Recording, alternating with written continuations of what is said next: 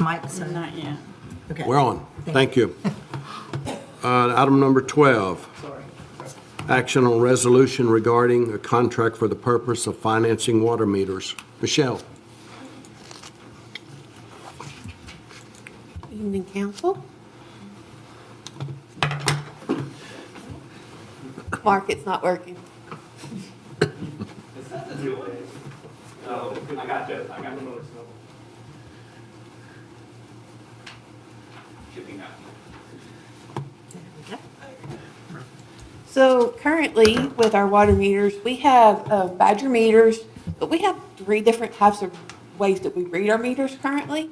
We have what I call the handheld, which is they go out, they take the reading, and then they type it into a computer. We have the drive-by system, and then we have the cell reads. And right now, it takes us a minimum of 2 days to read the meters, which is not bad, but it's definitely not very efficient. So we've also started facing some issues with our meters. At the end of this year, in fact, our hand read system will no longer be functional. The Badger will no longer be supporting it. And it's already we've started seeing some of the effects because our hand reads are not going into the billing system like they're supposed to be. Currently, we're also having issues with the drive-by system because it's not reading at least half the meters each month. So they're having to go back out. And when I hand read on the drive-by and the cell, because they're pen and paper in that case. And then the cell meters are currently also less than a third of them are reading correctly. So because we have to go out by pen and paper, that's leaving rooms for errors and is a little concerning at times.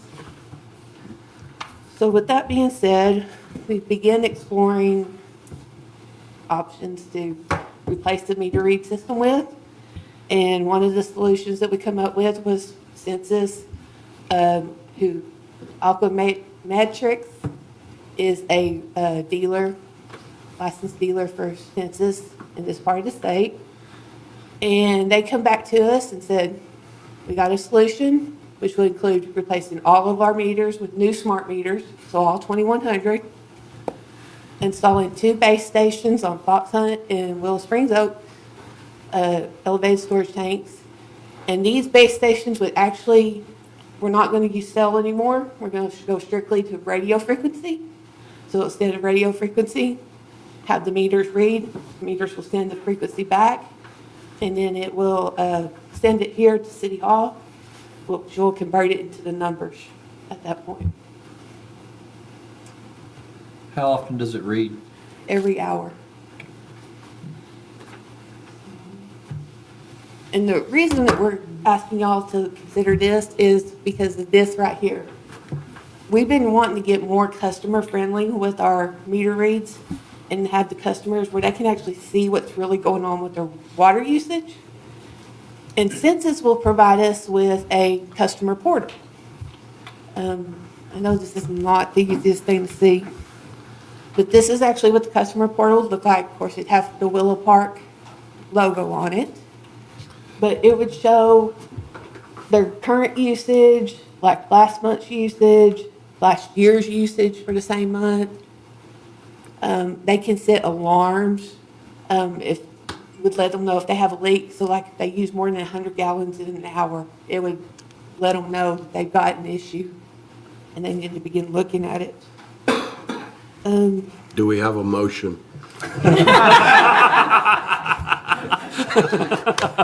I'm sorry. Actually, I'm good with that because I got to tell you, this is the best thing I've seen in a while. So, That's why I was ready to go. so this is what the customer's portion would look like. This is what we would see here at City Hall. It's pretty much the same thing. We'd also receive alerts from the meters if they're not able to read, if there's high usage. It would, if you look at the graphs on the bottom, those actually indicate leaks. So we'd be able to tell the customer, you have a leak one of the biggest things we see is people come in right after they get bills and they always say, there's no way I used up much water. I didn't have a leak. Well, now we can pull it up and actually show them instead of trying to send a crew member out there and guess what happened.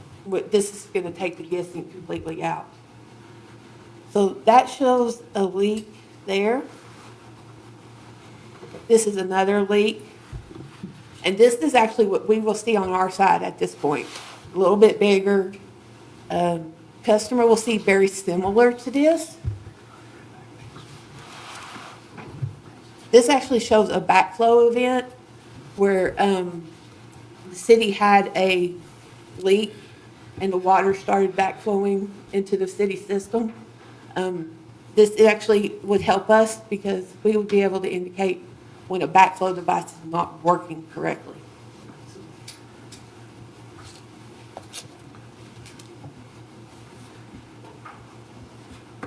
And then this is just when we log in as a city, this is what the page would pull up, show us how many meters we have currently working, if there's any issues, such forth. I know that Ms. Young had asked about the conservation measures before. This system would actually meet 3 of our conservation measures that was passed by council in 2019. Then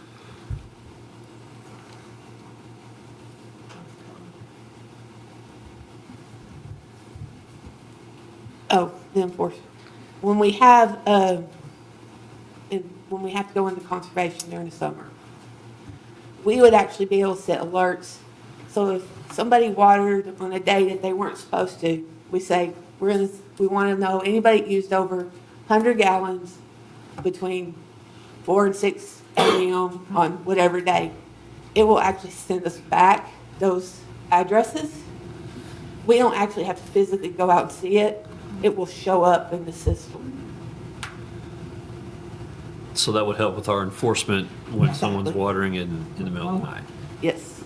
When we need wells to recover overnight, we'll know why they're not recovering.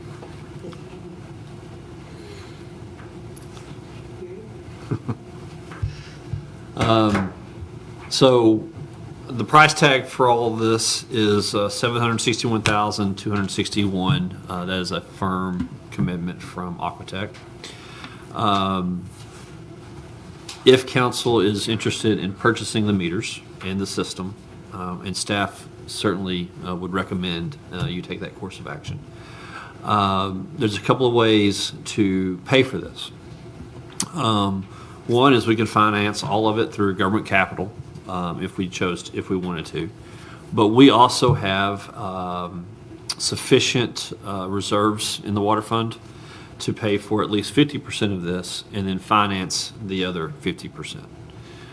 That is, Jake and I had that discussion last week about this. That is the course of action that staff's going to recommend. And probably in theory, the first payment and we would finance through government capital. We've done business with them before. Our first payment to government capital will not be due for a year. So in theory, we could probably make another year's payment next year and not even have any interest on this. What's the interest rate? Well, another year from now, we may not even need it. It is. That's okay. Yeah, 2.49. 2.49. Okay. Just for the record, we're going to recommend a 5-year payout on these. The debt service would be $81,770 due every, I guess it'd be every December from the date we signed the contract with GovCap. If approved tonight, how quickly would this be installed and implemented? So I need it actually by the end of the month, but obviously that's not going to happen. So they're finishing up Fort Worth. So Fort Worth just did their entire system.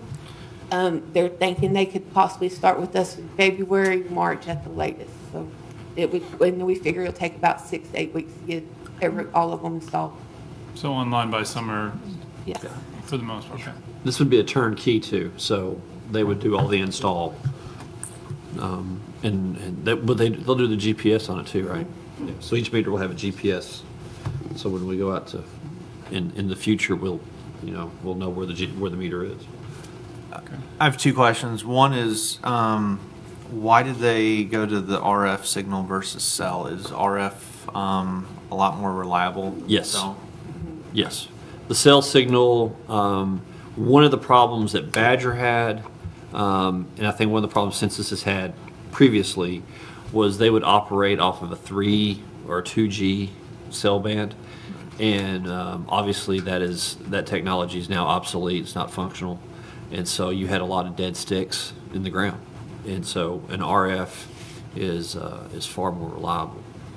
And my second question is, the dashboard for the customer, is that going to be, do they have an app, or is it the website, smartphone or tablet user friendly, so it shows up like this and people are able to actually pay their bill inside that platform, whatever. Inside the portal, Yeah. you would pay your bill still like you would from the city website. Okay. I think they do actually have a customer app, if I remember from. That's what I- So you have an app that's going to show you like an alert, Right. but you couldn't. I don't think you'd be able to pay your bill from their portal. That it would link you back to our website where you could log in. Okay. Do we have a motion? I had one question. Maybe, did we look at other vendors? Do we have competitive bids, or how did we end up with this as our source? So since this is well known to me previously from Okay. our city, because of the RF, all the others, Census is the only one that's doing the RF. Okay, Everybody else is cell. And okay. since we've had such issues with the cell, I didn't want to go back to another cell Okay. system, truthfully, so. So they're the only vendor that does what we need. Okay. Yeah, and I looked at other vendors as well, and yeah, we couldn't get anybody to come out here and actually make a sales pitch. Okay, so we did. Okay. Imagine there's a warranty for this? Yes. Yeah. There's is it a 10 and 10? Yes. It's pretty good. Yeah. Motion. Okay, do we need to approve the resolution? Yes.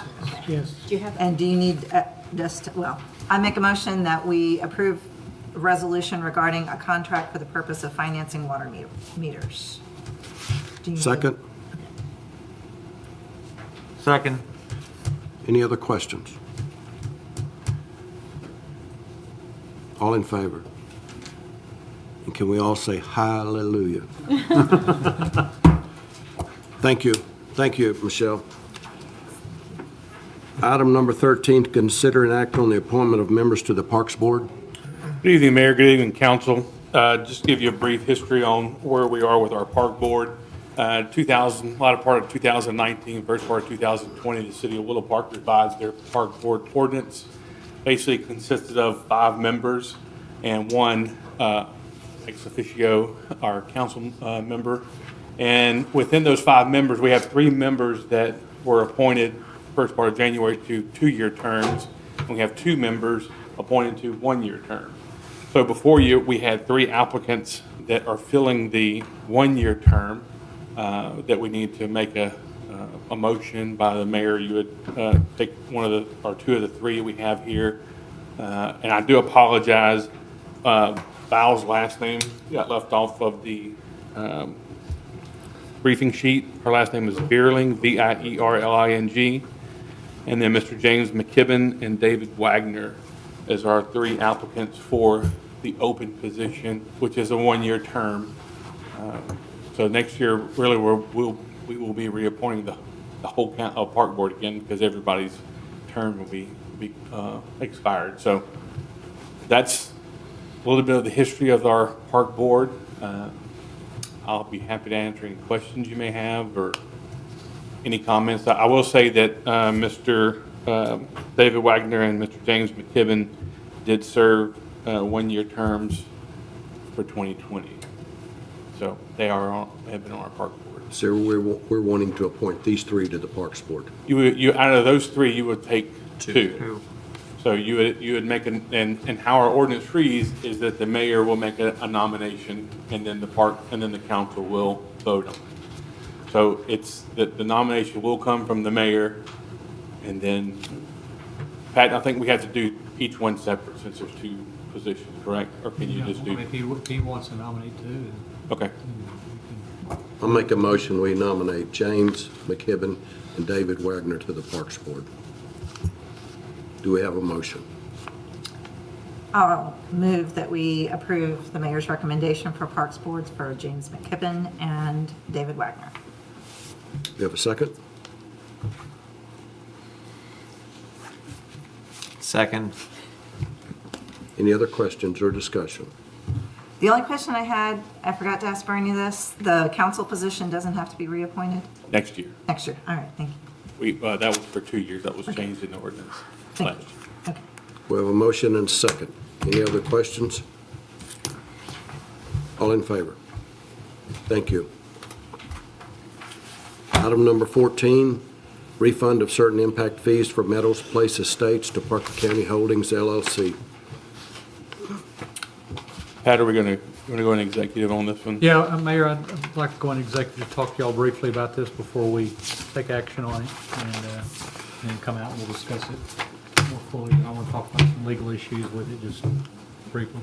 The city council may convene an executive session to conduct a private consultation with its attorney on any legally posted agenda item when the city council seeks the advice of its attorney about pending or contemplated litigation, a settlement offer, or on a matter in which the duty of the attorney to the governmental body under the Texas disciplinary rules of professional conduct of the State Bar of Texas clearly conflicts with the provisions of Chapter 551, including the following items: Section 551074, personal matters, city manager review.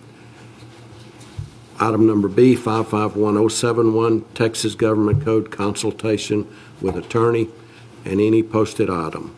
Following executive session, the city may reconvene into regular session and may take any action deemed necessary as a result of the executive session. We're going into executive session at 8:47 PM.